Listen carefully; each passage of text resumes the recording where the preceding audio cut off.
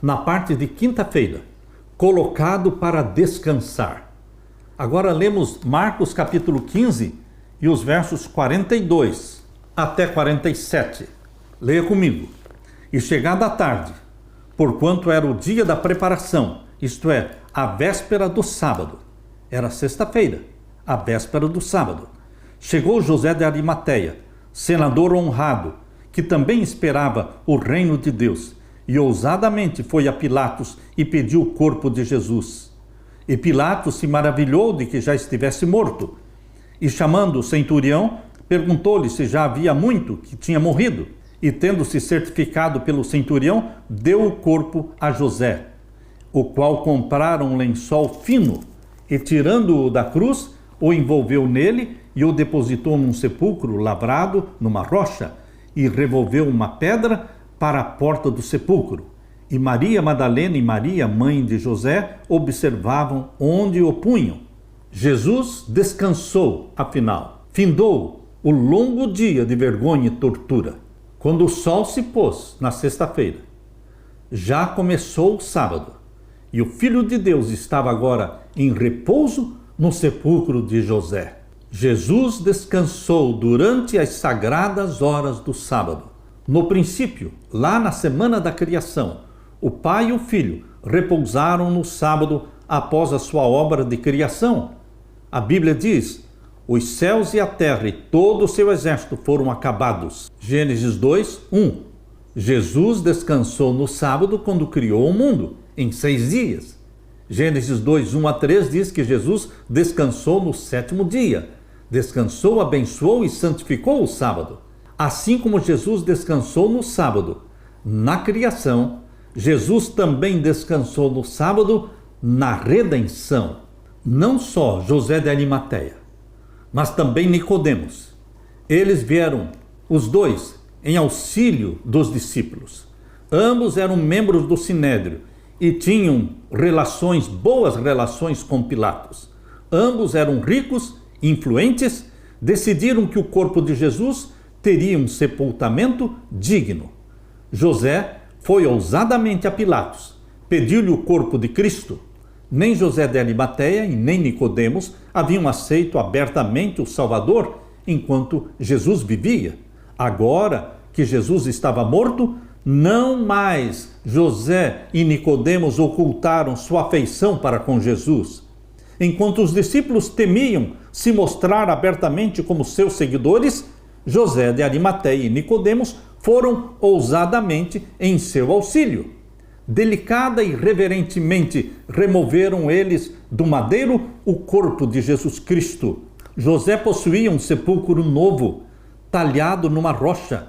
Reservara-o para si mesmo, mas ficava próximo do Calvário, e então preparou-o para Jesus.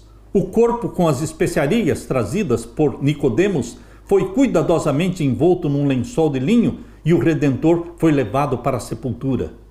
As mulheres foram as últimas ao pé da cruz e as últimas também a deixar o sepulcro. Enquanto baixavam as sombras da noite, Maria Madalena e as outras Marias demoravam-se ainda em torno do lugar em que descansava o Senhor, derramando lágrimas de dor pela sorte daquele a quem amavam. E voltando elas, diz Lucas capítulo 23, verso 56, voltando elas, repousaram conforme o mandamento. Convido você para ler esse texto de Lucas capítulo 23, verso 56. E voltando elas, prepararam especiarias e ungüentos, e no sábado repousaram conforme o mandamento. Queridos, as mulheres que seguiam a Jesus, as discípulas de Jesus, também os discípulos de Jesus, todos eles eram guardadores dos mandamentos de Deus, por isso eles guardavam o sábado. E mesmo após a morte de Jesus, continuaram guardando o sábado. Somente no primeiro dia da semana é que retornaram ao sepulcro para embalsamarem o corpo de Jesus. Queridos, a Bíblia mostra, desde Gênesis capítulo 2, versos 1 até o verso 3, que o dia santo não é o domingo, o primeiro dia da semana, é o sábado, o 7º dia da semana. Também quando Deus escreveu os 10 mandamentos, a sua santa lei, em Êxodo capítulo 20, Ali diz, nos versos 8 a 11, o quarto mandamento da lei de Deus diz: lembra-te do dia do sábado para o santificar. 6 dias trabalharás, farás toda a tua obra, mas o 7º dia é o sábado do Senhor teu Deus. Nele não farás nenhuma obra. Queridos, a Bíblia é clara, desde o Gênesis, e também na lei de Deus, ao falar que o dia santo, o dia de Deus, é o sábado. E também em Ezequiel capítulo 20, verso 12, Deus fala: também lhes dei os meus sábados para servirem de sinal entre mim e vós, para que saibais que eu sou o Senhor Deus que vos santifica. E também em Isaías, capítulo 58, verso 13 e 14, Jesus diz: se desviares o teu pé do sábado, e de fazer a tua própria vontade no meu santo dia, e se chamares ao sábado deleitoso, o santo dia do Senhor, digno de honra, e o honrares, não seguindo os teus próprios caminhos, nem falando as tuas próprias palavras, então te deleitarás no Senhor. Eu te farei cavalgar sobre as alturas da terra, e te sustentarei com a herança do teu pai Jacó, porque a boca do Senhor o disse. Isaías 58, versos 13 e 14. Queridos, a Bíblia no Antigo Testamento mostra claramente que o sábado é o dia do Senhor. Mas também no Novo Testamento, porque em Lucas, capítulo 4, verso 16, diz, falando de Jesus, chegando a Nazaré, onde foi criado, entrou num dia de sábado, segundo o seu costume, na sinagoga e levantou-se para ler.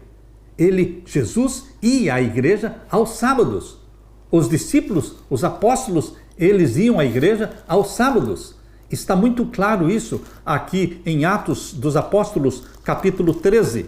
Verso 14, diz: e eles saindo de Perge chegaram a Antioquia da Pisídia, e entrando na sinagoga num dia de sábado, assentaram-se.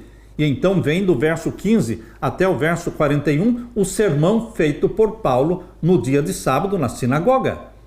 E em Atos 13, 42 diz: e saídos os judeus da sinagoga, os gentios rogaram que no sábado seguinte lhes fossem ditas as mesmas coisas. E no verso 44, e no sábado seguinte, ajuntou-se quase toda a cidade a ouvir a palavra de Deus. Eles se reuniam de sábado em sábado. Isto também está claro, evidente, em Atos capítulo 16, quando Paulo chegou numa cidade que não existia sinagoga. Aqui diz em Atos 16, verso 12, e dali para Filipos, que é a primeira cidade desta parte da Macedônia, e é uma colônia, estivemos alguns dias nesta cidade, e no dia de sábado saímos fora das portas para a beira do rio, onde julgávamos ter lugar para a oração, e assentando-nos, falamos às mulheres que ali se ajuntaram. No sábado, Paulo saiu fora da cidade de Filipos, buscando um lugar próprio para a oração. Por que só no sábado?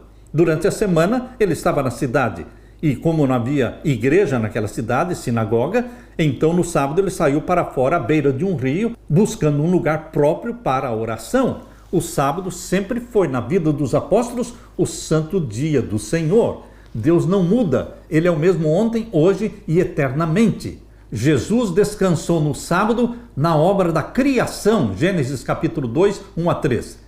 Jesus descansou no sábado na obra da redenção. Portanto, meu querido irmão, Jesus Cristo é Criador nosso e Redentor nosso. E Jesus está chamando hoje discípulos. Todo aquele que quiser, venha a mim e tome de graça da água da vida. Jesus Cristo quer perdoar os nossos pecados, Jesus Cristo quer nos salvar e Jesus Cristo quer dar para nós um coração obediente aos mandamentos de Deus. A salvação não é pela obediência, a salvação é pela fé em Jesus Cristo, mas todos os salvos pela fé em Jesus Cristo se tornam, pelo poder do Espírito Santo, filhos e filhas obedientes a Deus, obedientes aos mandamentos de Deus.